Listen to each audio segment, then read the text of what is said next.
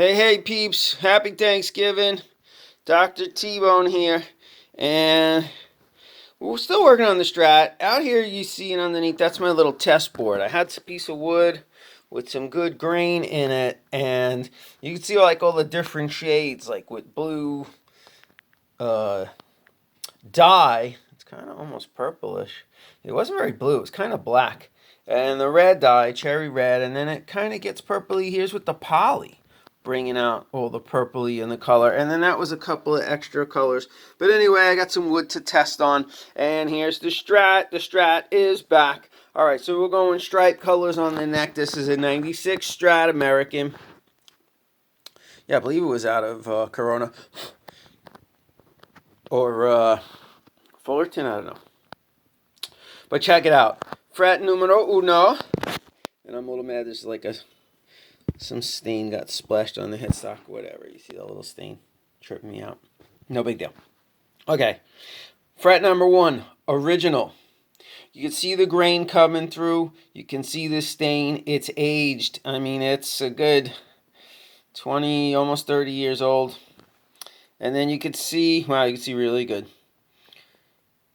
A little scrape in there by the fret. But anyway, that first fret was in pretty good shape. After seeing like Rhett Shull and his luthier talking about rounded fretboards, I started rounding the fretboard, right? And I got a little crazy. Like so on this one, you can see it's rounded. Right, and the frets I had to refinish because it was chipping and popping. I kind of rounded it, and then I overdid it. All right, so anyway, fret number 2, you can see, is down to the wood. What's protecting the wood?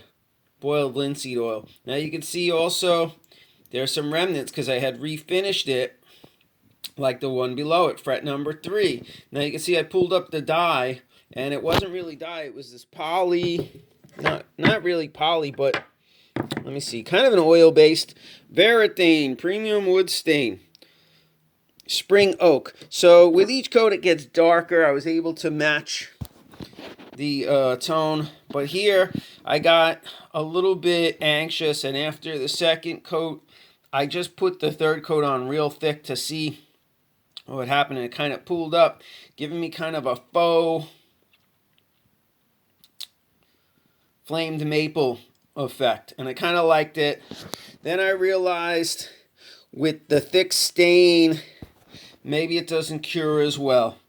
And then I put a few layers of a water-based poly, same company.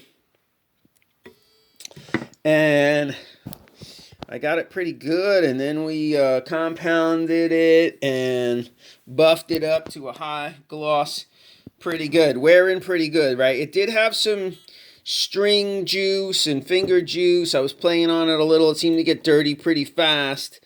I don't know, maybe I had dirty hands or I was playing a lot, but I thought I was going to have to take it off. I still might. We come back down, the next fret you can see is a little rounded. And then we wore off a little bit so you could see the change. And a little bit of wear in the wood. Right, that's how they all kind of were. And the dots, well, yeah, need some cleaning. We're getting in there pretty close. The dots were looking delaminated, right? So original looking pretty good. The ones I redid, not so great. The faux flame maple, not all that thrilled with it. Doesn't look horrible, looks pretty good, especially from a distance. And then the color was kind of matching, because at first they had these white stripes, and I wasn't feeling it. But I think now, instead of the polyurethane is kind of sticky.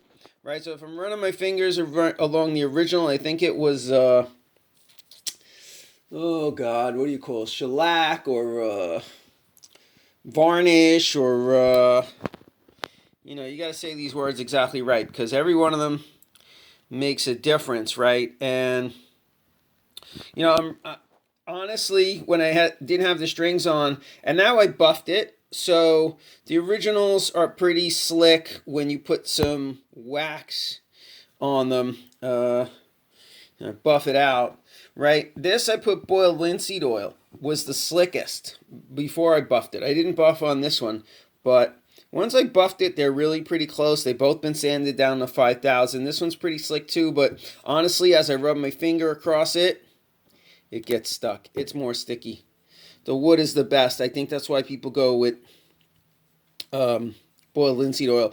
But it might be weird coming out of the factory. I feel kind of naked with it too, like it's not too protected. Maybe the strings are really going to dig in. That's what was happening, and wearing out the wood a little, which is kind of okay. People like that relic look. It looks played, right? And then maybe it even plays better. It feels better. But as we come down, you can see I didn't redo some of them, most of them. These I had to redo, 11th and 12th fret. Look what I did. I over rounded, and we had no edge. So I had to wood putty. Look at the 12th fret. What a horror show with the wood putty. I mean, it doesn't look that bad. It almost looks relic. It's kind of dark. You can see it. You can see the wood putty, but I tell you what, it was playing a little funny. I thought I destroyed the neck, and we probably could save it. When we do the refret, pull it off, it'll look a lot better. We'll get some of that putty off of there. But I was, making more of a radius, kind of. I was filing down. You can see here, is it the 17th, 12th, 13th, 14th, 15th fret. You see the bottom, I had to wood putty. And then we refinished. So not looking so good. I'm thinking we'll pull the frets. The frets are kind of worn. They're still playing good. They still play good in spite of my horrible fret job. I don't have a crowning file. So we're going to get a crowning file. Look what I did to the first fret. Look how flat it is. But in order to get those grooves out that I had worn in, and they're still a little groovy, I had to sand pretty good. So we lost a lot of fret space, but I don't think I overdid it. You can see there's still a couple little grooves in there, not perfect, but we're going to get a crowning file. I think I'll try it myself before we go pull it. I'd like to put my own frets in, never did it. You can get one of those little fret machines. I don't think it's hard to get a roll of frets, but then matching your radius, and I don't even know why you would have to pre-bend it so much. I mean, I'm thinking it'll bend and conform to the wood as you put it in. If you're not doing a lot of fret jobs, you probably don't need like a fret wire bender. But I mean, I don't know.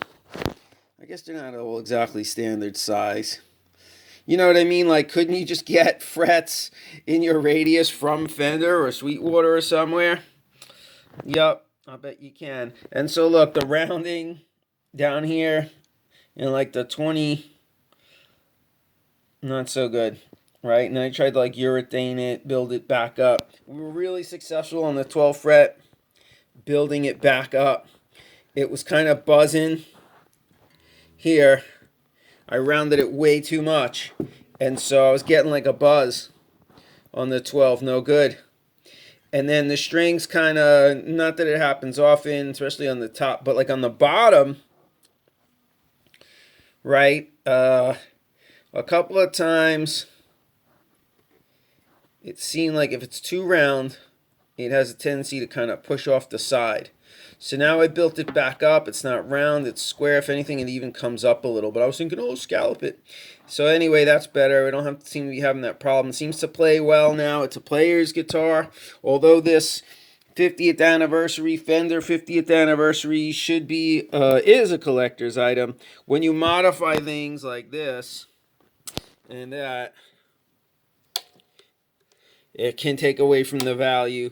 I seen a guy restoring, I think it was a 72 on video yesterday, and first thing he did was get rid of the Seymour Dunk, and it was black, kind of an eyesore. I mean, it's kind of nice. I mean, I think it still plays and sounds the same. I'm not a bridge pickup guy so much. I mean, maybe I'm going to become more one, put on the distortion, but I'm playing a lot of clean, looking for jazz and whatever, just trying to learn. And so I'm not making it scream all too much, but it can scream. I guess that's the point of the double rail. And then, you know, like, I can leave it in this mode doing rhythm, right? And then if I need a little extra boost, boom. And now I got the full bridge pickup. I'm not using pedals. I don't have distortion, right? So I'm just overdriving the amp, or the amp I'm using is a Line 6. So it's modeling. It's got those distortion sounds at low volumes. I don't know. Comment below. But yeah, Strat's looking pretty good. What finish should you choose? I mean, look, if you really want it to be protected, and you got your kids playing it with like pudding on their hands. Maybe you want to seal the wood. They say the boiled linseed oil seals it. It doesn't look like it, right? It feels smooth, does not feel oily. The oil sucked right in. I don't see it resurfacing. It was only one. I guess you got to keep re-oiling it, so that's what I'm going to do. But that's kind of the way to go. If you look at the back, years ago, I bought onto that no finish, right? It looks satiny. I'm not getting great angles on this, but you know, there's still some original finish. There's areas where it wore out. My sweat is bringing out the stain of the grain, right? So it looks heavily relic, but I've hit this with 5,000 grit sandpaper. It is smooth. It's playable. I got a tiny hand, and it fits it pretty good, although I can't do the thumb over Hendrix stuff too easily. I don't know, you guys. I kind of learned to keep my thumb on the back, and so that's where it stays a lot. And I don't know. We're going to work on our Hendrix to let you know how it goes. For now, hopefully this video is helping you, because a lot of people out there thinking, hey, you know, what kind of finish? I didn't see a lot of videos. I saw Stu Mac. Who's the guy? Dan? He's the man. But he had like some straw. They sell stain. So the stain looked good. Like, I guess it was oil-based, but he was adding, you know, more drops to get the color. And then he ended his video. He didn't show, you know, what he finished it with. So I'm thinking that's probably the best way to go. And it's probably going to end up with no finish and just boiled linseed oil. We got no finish on the back. But for now, boom, we got some poly. And it's funny, like here you could see at the right angle, you could see where I rolled the fretboard. Right, like this guy here, straight edge. This guy here rolled like way too much in that corner. You see it? It's not affecting the playability. It's still okay. And I don't know if I need to fill it in with wood putty. We'll see. I think once we peel the frets off and sand it all down, it'll even out nice. We'll get rid of some of the wood putty, and maybe the neck will even fit better in my hand. Till then, people, well, I wanted to say, you know, I was thinking about building one, or maybe finding a neck that fits like tiny midget hands. Does that exist? Comment down below.